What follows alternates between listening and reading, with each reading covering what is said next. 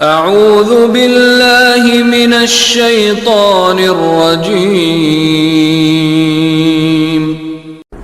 بسم اللہ الرحمن الرحیم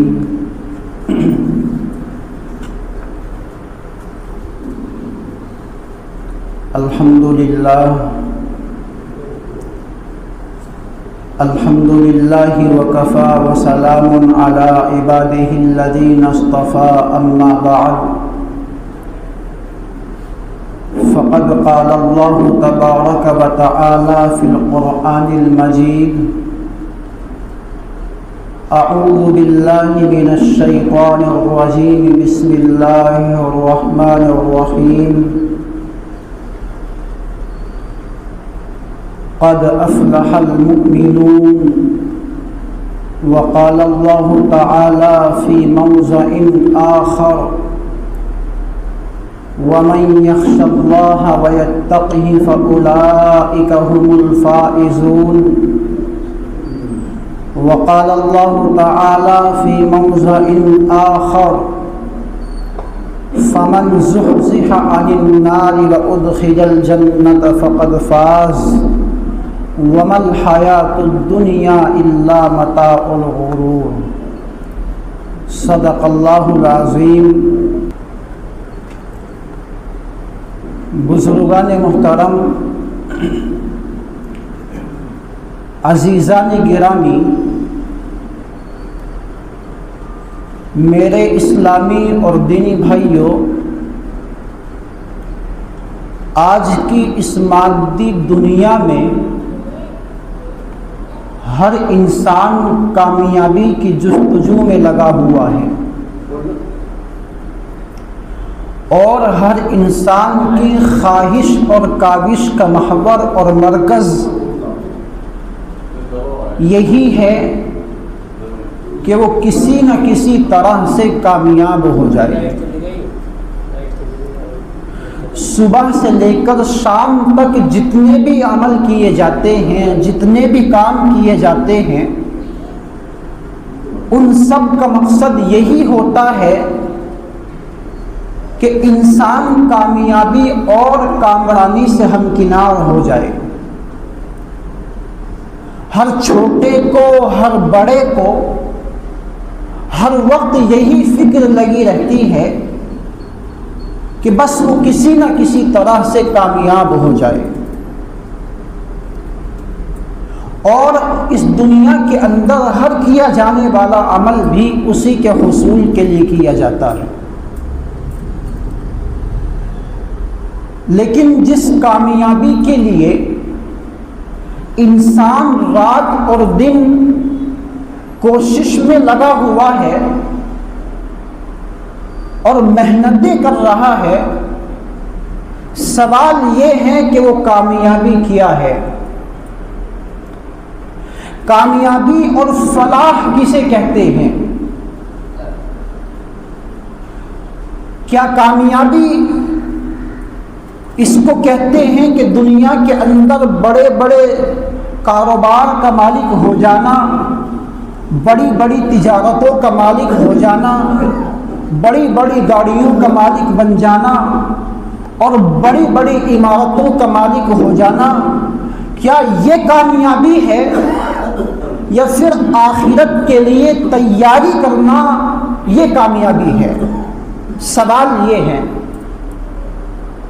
لیکن آج چونکہ اس دنیا پر مادیت غالب آ چکی ہے اور ہر انسان صرف اور صرف انہی چیزوں کا پجاری بن کر کے رہ گیا ہے کہ جن کو وہ اپنی آنکھوں سے خود دیکھتا ہے، اس لیے آج کے اس دور میں جب کامیابی کا لفظ سنتے ہیں یا کامیابی کا لفظ بولا جاتا ہے تو ہر انسان کا ذہن مادیت کی طرف سبقت کر جاتا ہے۔ اگر کوئی انسان یوں کہتا ہے کہ بھائی مجھے کامیابی حاصل کرنی ہے، تو سننے والے کا ذہن فوراً اس طرف پہنچ جاتا ہے کہ بھئی یہ کامیاب اس وقت ہوگا جب کہ اس کے پاس مال و دولت کی کثرت ہوگی، چمکتی ہوئی تجارت ہوگی اور چلتے ہوئے کارخانے اور چلتی ہوئی فیکٹریاں اور بڑی بڑی عمارتوں کا مالک یہ بن جائے گا تو تب جا کر کے یہ کامیاب ہوگا. اور ان تمام چیزوں کا خیال انسان کے دل اور دماغ میں گردش کرنے لگتا ہے. گویا کہ مال اور زر کی کثرت کو ہی کامیابی کا نام دے دیا گیا ہے. یہی سمجھا بھی جا رہا ہے اور دوسروں کو بھی یہی سمجھانے کی کوشش کی جا رہی ہے کہ بس کامیابی صرف یہ ہے کہ تمام جو چیزیں مذکورہ چیزیں ہیں، یعنی بڑی بڑی تجارتوں کا مالک ہو جانا، اسی طرح سے بڑے بڑے کاروبار کا مالک بن جانا، لگژری گاڑیوں کا پاس آ جانا اور لگژری زندگی کا ہو جانا، صرف آج کی مادیت کے لوگوں نے، آج اس دنیا کے انسان نے صرف اور صرف اسی کو کامیابی کا نام دے دیا ہے. اور یہ کامیابی کا جو تصور ہے، جو یہ ذہن ہے اور جو یہ خیال ہے، تو یہ صرف ان لوگوں کا خیال ہے کہ جو اس دنیا کے اندر مادے اور مادے کے غلام بن چکے ہیں. یعنی یا تو وہ پیٹ کے غلام ہیں یا پھر دنیا کے اندر جو ظاہری چیز نظر آ رہی ہے یا صرف ان کے غلام ہیں. اور اس ایسے تصور رکھنے والوں نے، ایسا ذہن رکھنے والے انسانوں نے، یعنی مادے اور مادے کے غلاموں نے صرف کامیابی کا معیار اور ناکامی کا معیار اسی مادی دنیا کو سمجھ لیا ہے.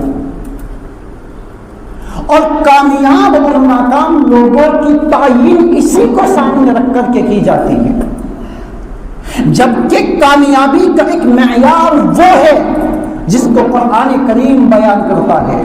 قرآن کریم کہتا ہے قد افلح المؤمنون، تحقیق کے لوگ کامیاب ہو گئے. کون سے لوگ کامیاب ہو گئے؟ ایمان والے لوگ کامیاب ہو گئے. وَمَن يَخْشَ اللَّهَ وَيَتَّقْهِ فَأُولَٰئِكَ هُمُ الْفَائِزُونَ، اور کامیاب ہو گئے وہ لوگ کہ جو اللہ سے ڈرتے ہیں اور خدا کا خوف رکھ کر کے اپنی زندگی کو گزارتے ہیں. گویا کہ ان تمام آیتوں سے پتہ چلتا ہے ایمان ہی کو اللہ نے کامیابی کا معیار قرار دیا ہے. اور کامیابی کی ضمانت بھی ان لوگوں کے لیے ہے جو ایمان سے متصف ہے، جن کے پاس ایمان ہے اور ایمان سے متصف ہونے کے ساتھ ساتھ وہ نیک عمل بھی کرتے ہیں، ایمان کے تقاضوں پر عمل بھی کرتے ہیں. اور ایمان کے تقاضوں پر عمل کرنا کیا ہے میرے بھائیوں؟ جب ہمارے سامنے یہ بات آتی ہے کہ ایمان والے کامیاب انسان ہے اور وہ کامیاب ہے کہ جو ایمان سے متصف ہے، اور وہ کامیاب ہے کہ جو ایمان کے تقاضوں پر عمل کرتے ہیں، تو ہمارا ذہن گردش کرنے لگتا ہے کہ ایمان کے تقاضے آخر ہے کیا چیز. تو آؤ میں آپ کو بتاتا چلوں، ایمان کے تقاضے جب ایک انسان اللہ کی توحید کا اقرار کر لیتا ہے اور رسول اللہ کی رسالت کا اقرار کرتا ہے تو اس کے اوپر پھر کچھ چیزیں لازم ہو جایا کرتی ہے، کچھ حدود کے اندر وہ قید ہو جاتا ہے. اور وہ حدود یہ ہے کہ اگر اللہ نے اس کو آنکھیں دی ہے تو اپنی آنکھوں سے غلط نہ دیکھے، اگر اللہ نے کان عطا کیے ہیں تو کانوں سے غلط چیزوں کو نہ سنے، اگر اللہ نے ہاتھ دیے ہیں تو ہاتھوں سے غلط چیزوں کو نہ چھوئے، اگر اللہ نے پیر دیے ہیں تو پیروں سے غلط راستوں پر نہ چلے. یہ کچھ حدود ہوتی ہے اور پھر اسی کے ساتھ ساتھ یہ تمام چیزیں بھی آ جاتی ہیں ایمان کے تقاضے میں کہ اس کی زندگی کے اندر نمازوں کی پابندی ہو، اس کی زندگی کے اندر بیکار باتوں سے بچنے کا اہتمام ہو، اس کی زندگی کے اندر امانتوں کو ادا کرنے کا اہتمام ہو، اگر کسی سے وعدہ کیا ہو تو اس وعدے کو پورا کرنے کا اہتمام ہو، اپنی شرم گاہوں کی حفاظت ہو، اپنی آنکھوں کی حفاظت ہو، اور پیر کے ناخن سے لے کر سر کے بال تک ایک ایک جسم کے حصے کی حفاظت ہو کہ کہیں ہمارا کوئی جسم کا حصہ اللہ کی نافرمانی میں ملوث نہ ہو جائے۔ یہ ایمان کے تقاضے ہیں۔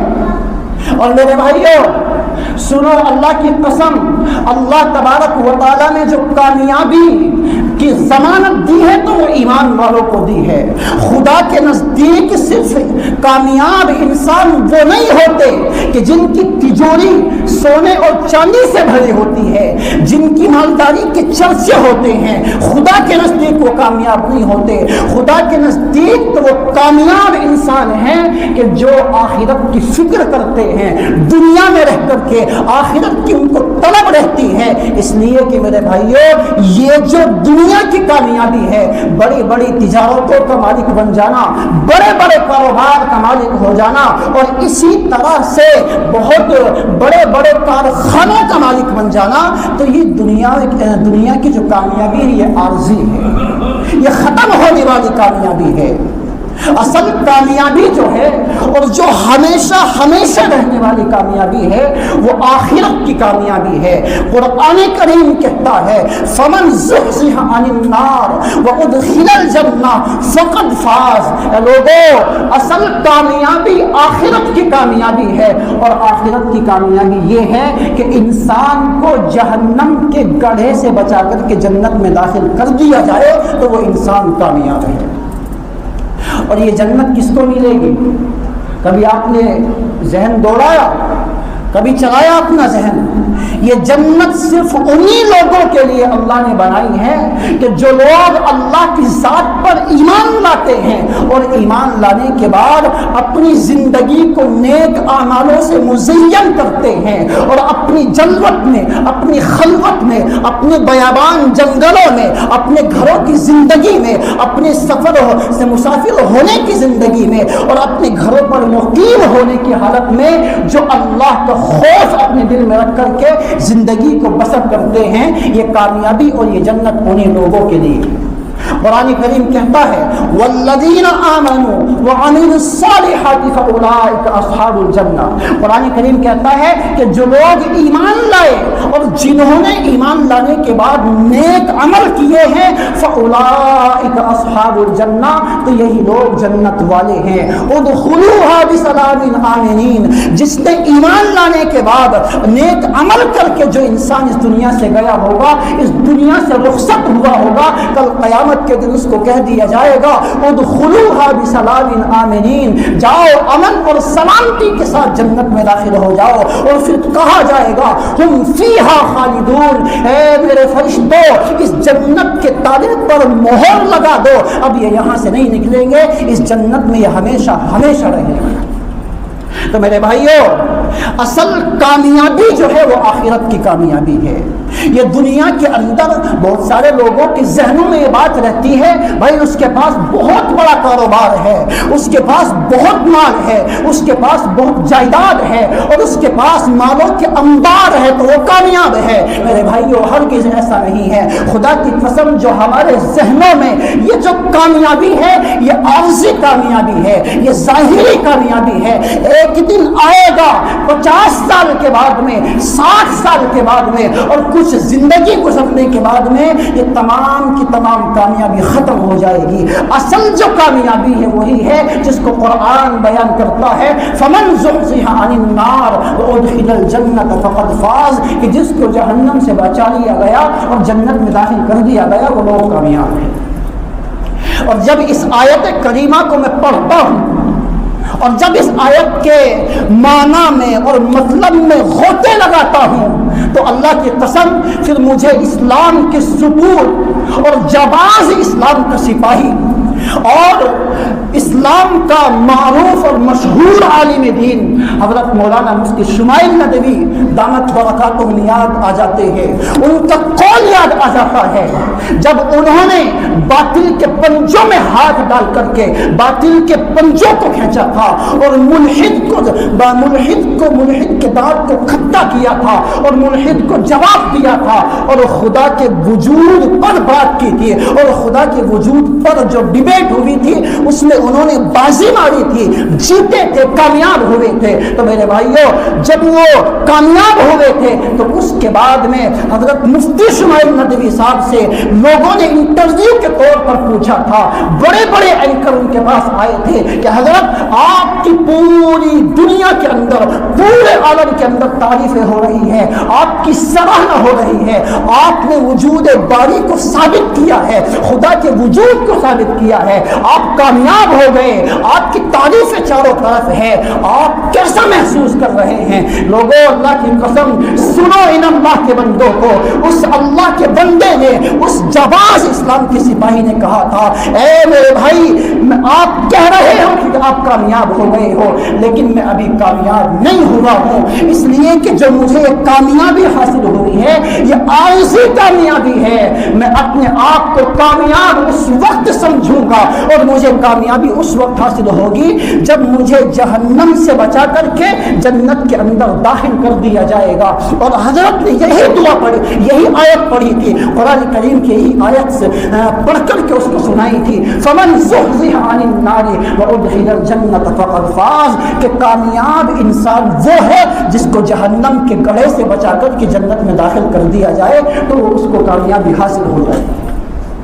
اس لیے میرے بھائیوں اس چند روزہ زندگی کے اوپر اللہ کی قسم آپ نے اپنی آنکھوں سے دیکھا ہوگا, آپ نے ایسے لوگوں کو بھی اپنے ہاتھوں سے دفنایا ہوگا, اپنے کاندھوں پر لے کر کے گئے ہوں گے کہ جو لوگ ایسے تھے جن کی جوانی کے چرچے ہوتے تھے اور جن کی جوانی کے مثالیں دی جاتی تھی اور کہا جاتا تھا ابھی تو بہت لمبی زندگی جئیں گے, لیکن خدا کی قسم ایک حادثہ ہوا یا کوئی کسی بیماری کا شکار ہوا اور وہ اس دنیا سے چل بسے اور ان کی تجارت, ان کا کاروبار اور ان کی سب جائیداد اور ان کا سب مال یہی پڑا کا پڑا رہ گیا.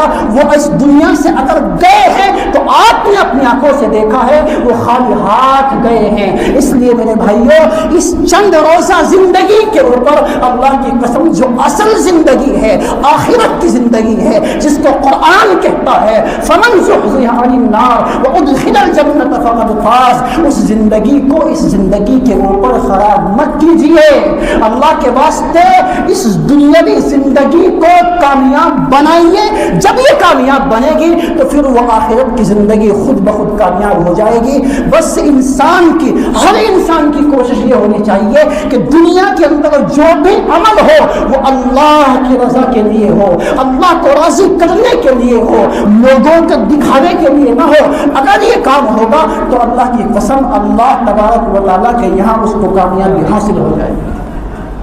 اس لیے میرے بھائیوں نبی پاک علیہ الصلوۃ والسلام نے اس دنیا کی مذمت کو بیان کیا اور کہا اے لوگوں یہ دنیا صرف اس کی اتنی سی حقیقت ہے کہ جو انسان اس دنیا کے پیچھے بھاگتا ہے یہ اس کے آگے آگے بھاگتی ہے, اور جو انسان اس دنیا کو دھکا دے دیتا ہے اور آخرت کی فکر کرتی ہے خدا کی قسم پھر یہی دنیا اس کے قدموں میں ذلیل ہو کر کے آتی ہے. اگر یقین نہیں آتا تو پھر کر کے دیکھ لو, آج عہد کر لو, عزم کر لو, آج کے بعد میں اپنی زندگی میں کبھی خدا کی نافرمانی نہیں کروں گا, آج کے بعد نمازوں کا اہتمام ہوگا, زبان سے جھوٹ نہیں نکلے گا, کسی کے ساتھ دھوکہ دھڑی نہیں ہوگی, دھوکے بازی نہیں کروں گا, اور اگر میں کماؤں گا تو حلال کماؤں گا. اللہ کی قسم اس وقت آپ کو محسوس ہوگا کہ اب تک میں دنیا کے پیچھے بھاگ رہا تھا, دنیا میرے